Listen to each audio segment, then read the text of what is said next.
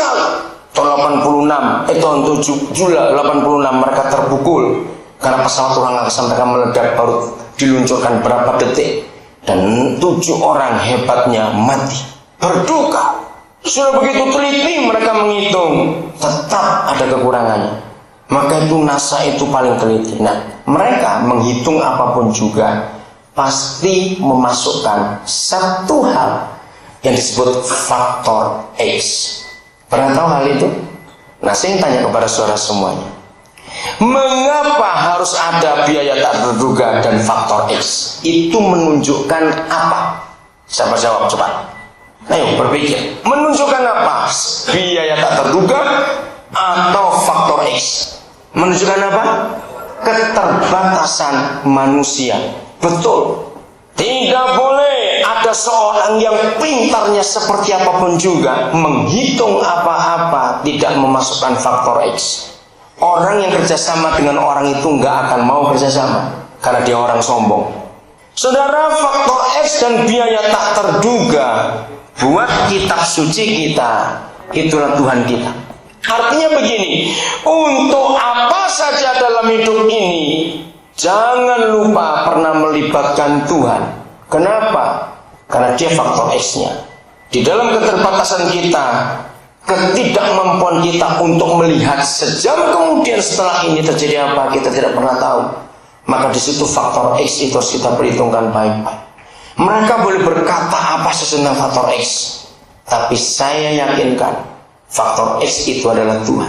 Sesuatu yang belum terjadi, sesuatu yang kita nggak bisa lihat, tetapi kita harus percayai bahwa Dia ada. Nah, itu namanya Tuhan. Sampaikan nanti kepada anak-anak kita, kalau saudara-saudara punya anak, ada faktor X. Sekaya-kayanya saudara untuk jadi orang tua, ingat tetap harus ada faktor X dalam hidup ini. Kalau dari kecil anak-anak kita persiapan dengan itu, hasilnya luar biasa. Yohanes pasal yang ke-15 kita lihat. Jadi sebelum saya beralih, saya ulangi lagi. Kekristenan bukan agama. Maka itu kita bukan orang beragama, tapi kita orang yang bertuhan. Nah, untuk bisa mengenal Tuhan cuma ada satu cara, bergaul. Saudara, tidak ada filosofi apapun di dunia yang bisa membantah. Untuk bisa mengenal seseorang itu harus bergaul dengan orang itu, bukan mempelajari orang itu. Setuju? Kita bisa belajar tentang Soekarno, ada bukunya. Kita bisa belajar tentang George Washington, ada bukunya. Kita bisa belajar tentang Golda Meir, Perdana Menteri perempuan pertama Israel. Sebentar lagi Israel akan punya Perdana Menteri perempuan yang kedua. Masih muda orangnya, akan dipilih dalam beberapa hari ini. Tapi mempelajari orang-orang dengan buku-bukunya, bisa nggak kita mengenal dia? Nggak bisa. Maka itu untuk bisa mengenal hanya ada satu cara, bergaullah dengan orang itu. Maka itu hal yang pertama ditulis oleh Alkitab adalah pergaulan. Henokh hidup bergaul dengan Tuhan. Yohanes 15 ayat yang ke-5. Akulah pokok anggur dan kamulah ranting-rantingnya. Barang siapa tinggal di dalam aku dan aku di dalam dia, ia berbuah banyak. Nah, saya mau katakan kalimat ini. Sebab di luar aku kamu tidak dapat berbuat apa-apa. Saya harap hari ini kita semua mempunyai satu konsep tentang Tuhan, bukan tentang agama. Maka itu agama itu nggak bisa diperdebatkan.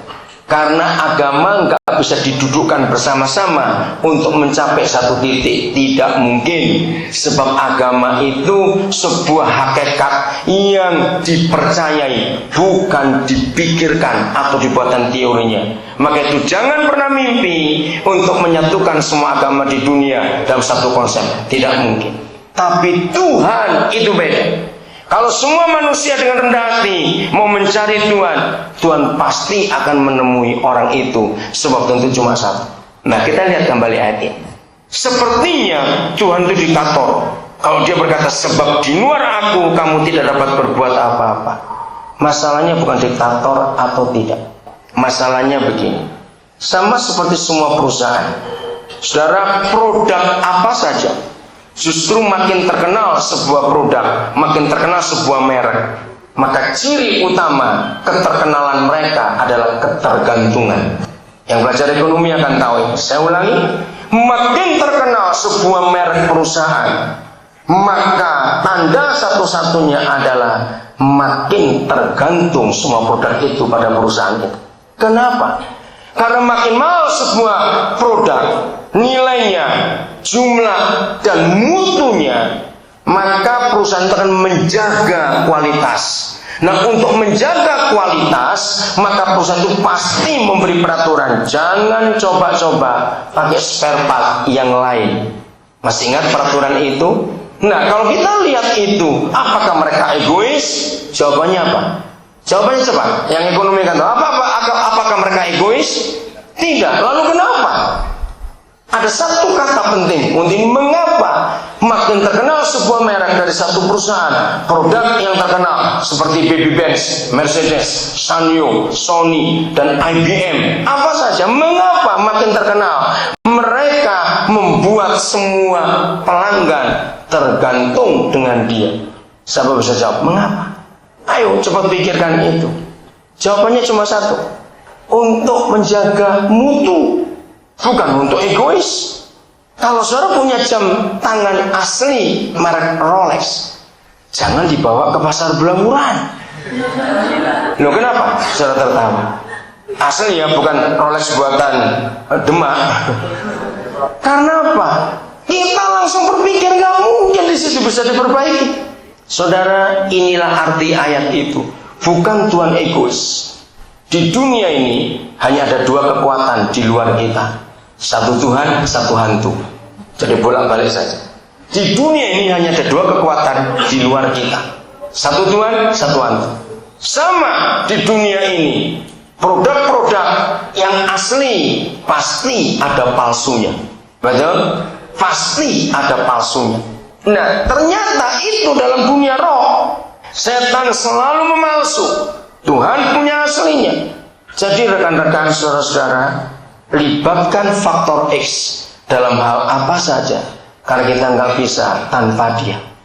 Di luar aku, kamu tidak dapat berbuat apa-apa. Mari kita lihat sebuah contoh dalam kitab suci kita. 2 Samuel pasal 5. Contoh tentang ketergantungan seorang pemimpin yang hebat sekali. Namanya Raja Daud. Dalam pengalamannya dengan Tuhan, dia sangat hebat. Mulai ayat yang ke-17. Ini praktek langsung bagaimana kita perlu bergaul, bergantung dengan Tuhan. Mengapa semua perusahaan makin terkenal perusahaan itu, maka selalu ada tulisan, ada buku garansi, dan ada alamat-alamat cabang seluruh dunia, authorized dealer, authorized service, dan sebagainya. Maksudnya jangan dibawa kemana-mana, harus yang ditentukan. Nah, begitu pula Tuhan dengan kita. Jangan dibawa ke setan atau ke hantu hidup ini dalam semua permasalahan kita. Kenapa narkoba begitu diminati orang? Karena orang ingin jalan pintas, melarikan diri dari kenyataan. Tapi itu tawaran si jahat. 2 Samuel pasal 5 ayat 17. Ketika didengar orang Filistin bahwa Daud telah diurapi menjadi raja, dia dilantik jadi raja atas Israel, maka majulah semua orang Filistin untuk menangkap Daud. Tetapi Daud mendengar hal itu, jadi rahasianya kebongkar, serangan diketahui. Lalu Daud sebagai pemimpin pergi ke kubu pertahanan. Ketika orang Filistin itu datang dan mau mencari lembah Refaim, lihat ayat 19, sangat indah. Kalau Daud dikumpulkan presiden-presiden, kepala-kepala negara yang lain pada zaman ini, ketika negaranya diserang musuh, lalu sikap Daud begini, bertanyalah Daud kepada Yahweh, apakah aku harus maju melawan orang Filistin itu? Akan kau serahkankah mereka ke dalam tanganku?